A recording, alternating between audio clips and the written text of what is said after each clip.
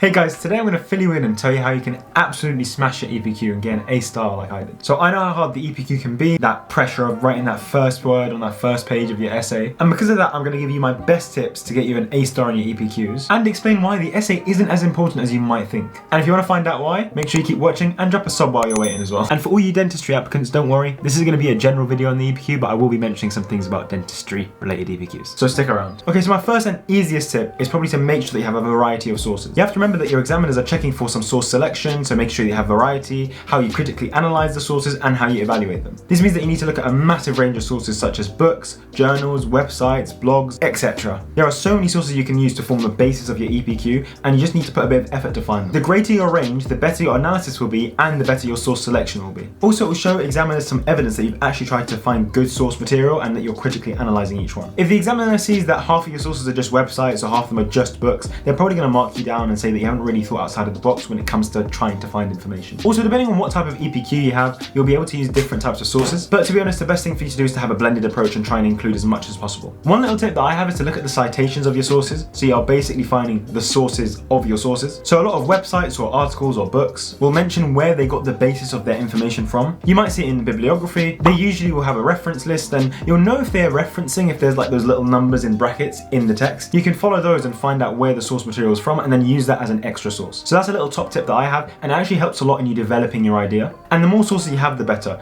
Even though you won't pick all of them, it's good to have a larger range because it gives you more choice. And the last thing I probably recommend is to make sure that you have a mix of primary and secondary research data. So if you have primary sources of information, it means that you've collected the data yourself, so in things such as interviews or questionnaires. And secondary data is more related to things that have already been produced, so reading books that have already been published or reading articles, papers, etc. You can also watch videos as a form of secondary research as well. Now, my next tip is probably my favorite one, and that is to forget about your essay. And by this I mean stop stressing about the essay and just start writing. Don't try and perfect it from the get-go. This is because you need to be way more worried about the boring bits of the EPQ. Things like analyzing data, source gathering, evaluation, and project planning. If you actually look at the mark scheme for your EPQ, you'll realize that most of the marks don't come from the essay. They come from your planning. And I know this is a bit crazy and everyone's probably thinking that's not true, and the whole point of the EPQ is to write an amazing essay that represents like your research and findings. But trust me when I tell you, that's just not true. You need to look at the specification. Actually, scrap that. I know none of you can be bothered to go search it up, so I'll just put it up on the screen here. Now, obviously, this isn't the specification for everyone. This is the AQA specification, but all of the EPQs follow a similar type of marking scheme. And I want you to look here at how many times it refers to planning, analyzing sources, and how many times it actually refers to the quality of the essay. Now, of course, you still need to write a good essay and have good punctuation, grammar, etc. But if you look at the EPQ, it's kind of in the name what they're looking for. It's called the extended project qualification. They're looking at the entire project as a whole and how it allows you to reach the essay stage rather than the essay itself. So you need to make sure that everything that supplements your essay is tip-top and absolutely brilliant, because that's how you're going to get your A star. People spend way too long trying to perfect their essay and not enough time on the project planning and doing all the boring stuff. So now you must be thinking, how can I get that A star if it's not just purely based on the quality of the essay? And that leads on to my next tip, which is to make sure that you write absolutely everything in your planning book. So when you start the EPQ, you'll be given this really boring, rubbish booklet that you look at and you're like, I'm never ever going to write anything in that. And your tutor will tell you need to write your title and what's inspired you, etc, etc. And if you're like me,